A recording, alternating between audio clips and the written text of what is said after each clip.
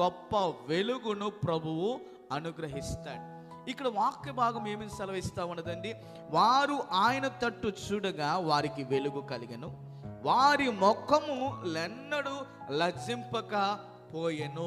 నీవు దేవుని వైపు చూడటానికి, దేవుని సన్నిధానముకు రావటానికి నీవు ఆసక్తిని గనక కలిగి ఉన్నప్పుడు, నీవు ఆశను కలిగి ఉన్నప్పుడు దేవుడు నిన్ను ఒక వెలుగు సంబంధులుగా ఆయన చేయటానికి ఇష్టపడతాడు. అందుకే మరి క్రీస్తు ప్రభు వారు జన్మించినప్పుడు ఆకాశంలో ఒక నక్షత్రము ఉదయించింది కదండి, ఆకాశంలో ఒక తార ఉదయించింది. అంటే ఒక గొప్ప వెలుగు ఇక లోకంలోనికి వచ్చింది. నీవు దేవుని వైపు చూసినట్లయితే, యేసు వైపు చూస్తే నీ ప్రతి భారము తీసివేయబడిద్ది, నీ ప్రతి ఒక్క ఇబ్బంది అది తొలగివేయబడిద్ది. దేవునికి స్తోత్రం, హల్లెలూయా.